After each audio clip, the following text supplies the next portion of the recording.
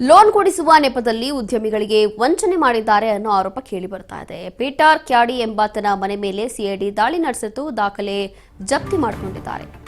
ಪುಲ್ಕೇಶಿ ನಗರದ poles park ಸಮೀಪ ಇರುವಂತಹ ಪೀಟರ್ ಮನೆ.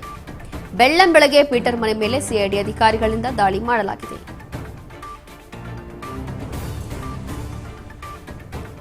ಲೋನ್ ಕೊಡಿಸುವ ನೆಪದಲ್ಲಿ ಉದ್ಯಮಿಗಳಿಗೆ ವಂಚಿಸ್ತಾ ಇದ್ರು ಅನ್ನೋ ಆರೋಪ. ಹಾಗಾಗಿ ಈ ಒಂದು ಮಾಹಿತಿಯನ್ನ ತಿಳಿದಿರುವಂತಹ ಸಿಐಡಿ ಅವರು ದಾಳಿ ನಡೆಸಿದ್ದಾರೆ. ಪೀಟರ್ ಕ್ಯಾಡಿ ಎಂಬಾತನ ಮನೆ ಮೇಲೆ ಸಿಐಡಿ ಅವರು ಇವತ್ತು ದಾಳಿ ಮಾಡಿ ಒಂದಷ್ಟು ದಾಖಲೆಗಳನ್ನು ಜಪ್ತಿ ಮಾಡಿದ್ದಾರೆ. ಪುಲ್ಕೇಶಿ ನಗರದ ಕೋಲ್ಸ್ ಪಾರ್ಕ್ ಸಮೀಪ ಇರುವಂತಹ ಪೀಟರ್ ಮನೆ. ಬೆಳ್ಳಂಬೆಳಗ್ಗೆ ಇವತ್ತು ಪೀಟರ್ ಮನೆ ಮೇಲೆ ಸಿಐಡಿ ಅಧಿಕಾರಿಗಳು ದಾಳಿ ಮಾಡಿದ್ದಾರೆ. ಒಂದಷ್ಟು ಮಾಹಿತಿ ಅವರಿಗೆ ಸಿಕ್ಕಿದೆ. ಲೋನ್ ಕೊಡಿಸ್ತೀವಿ ಅಂತ ಹೇಳಿ ಹಲವು ಜನರಿಗೆ ಮೋಸ ಮಾಡಿದ್ದಾರೆ, ವಂಚಿಸಿದ್ದಾರೆ ಅನ್ನೋ ಆರೋಪ. ಹಾಗಾಗಿ ಈ ಮಾಹಿತಿ ಸಿಕ್ಕಿದ ಕೂಡಲೇ ಇದೀಗ ಪೊಲೀಸರು ಸಿಐಡಿ ಅವರು ದಾಳಿಯನ್ನು ನಡೆಸಿದ್ದಾರೆ. ಸಾಲ ಕೊಡಿಸುವ ನೆಪದಲ್ಲಿ ನೂರಾರು ಉದ್ಯಮಿಗಳಿಗೆ ವಂಚಿಸಿರುವಂತಹ ಆರೋಪದ ಹಿನ್ನೆಲೆ ಪೀಟರ್ ಕ್ಯಾಡಿ ಎಂಬುವರ ಮನೆ ಮೇಲೆ ಸಿಐಡಿ ಪೊಲೀಸರು ಮಂಗಳವಾರ ಅಂತಂದ್ರೆ ಇವತ್ತು ಬೆಳಿಗ್ಗೆ ದಾಳಿ ನಡೆಸಿ ಮಹತ್ವದ ದಾಖಲೆಗಳನ್ನು ಸೀಸ್ ಮಾಡಿಕೊಂಡಿದ್ದಾರೆ. ಪುಲ್ಕೇಶಿ ನಗರದ ಕೋಲ್ಸ್ ಪಾರ್ಕ್ ಸಮೀಪ ಇರುವಂತಹ ಪೀಟರ್ ಕ್ಯಾಡಿ ಮನೆ ಮೇಲೆ ಸಿಐಡಿ ಅಧಿಕಾರಿಗಳ ತಂಡ ಬೆಳ್ಳಂಬೆಳಗ್ಗೆ ಇವತ್ತು ಭೇಟಿ ಕೊಟ್ಟಿತ್ತು. ಸುಮಾರು 15 ವರ್ಷಗಳಿಂದ ಉದ್ಯಮಿಗಳಿಗೆ ವಂಚಿಸಿ ಕಾನೂನು ಕುಣಿಕೆಯಿಂದ ತಪ್ಪಿಸಿಕೊಂಡಿರುವಂತಹ ಪೀಟರ್ ಕ್ಯಾಡಿ ವಂಚನೆಗೆ ಒಳಗಾಗಿರುವಂತಹ ವಿರುದ್ಧವೇ ಸುಳ್ಳು ಚೆಕ್ ಬೌನ್ಸ್ ಪ್ರಕರಣ ದಾಖಲಿಸಿ ನಾಟಕ ಆಡ್ತಾ ಇದ್ದ.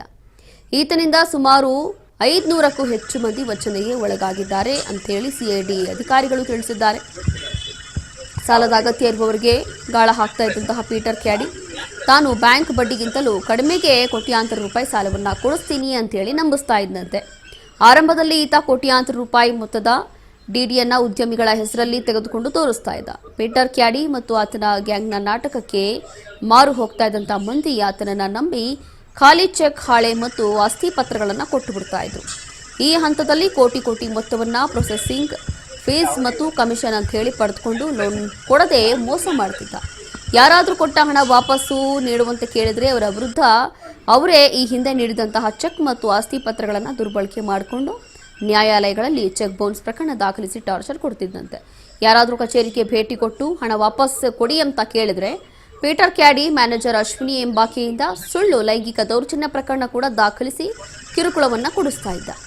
ಈಕೆಯು ಪೀಟರ್ ಕ್ಯಾಡಿ ಗ್ಯಾಂಗ್ ಸದಸ್ಯ ಆಗಿದ್ದಾಳೆ. ಪೀಟರ್ ಕ್ಯಾಡಿ ಸೂಚನೆ ಮೇರೆಗೆ ಬೆಂಗಳೂರಿನಲ್ಲಿ 10ಕ್ಕೂ ಹೆಚ್ಚು ಲೈಂಗಿಕ ದೌರ್ಜನ್ಯ ಸುಳ್ಳು ಕೇಸ್ಗಳು ಕೂಡ ದಾಖಲು ಮಾಡಿದ್ದಾಳಂತೆ.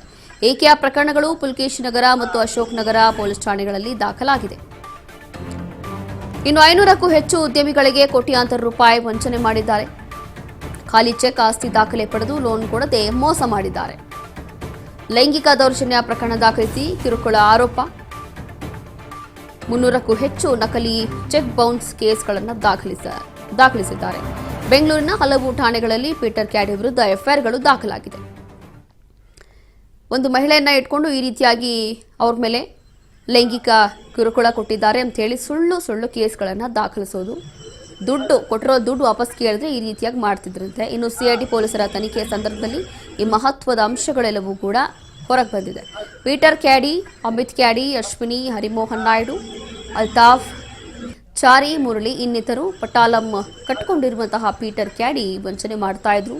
ಹಲವಾರು ಪ್ರಕರಣಗಳು ಇದೀಗ ಸಿಐಡಿ ಅವರು ತನಿಖೆಗೆ ಮುಂದಾಗಿದ್ದಾರೆ. ಇನ್ನು ಸುಬ್ಬರಾವ್ಗೆ 1 ಕೋಟಿ ರೂಪಾಯಿ ಮೋಸ ಮಾಡಿದ್ದಾರೆ. ಕಳೆದ ವರ್ಷ ಸುಬ್ಬರಾವ್ ಎಂಬ ಪೀಟರ್ ಕ್ಯಾಡಿ ವಿರುದ್ಧ ಪುಲ್ಕೇಶಿ ಪೊಲೀಸ್ ಠಾಣೆಯಲ್ಲಿ ವಂಚನೆ ದೂರು ಕೂಡ ದಾಖಲಿಸಿತ್ತು.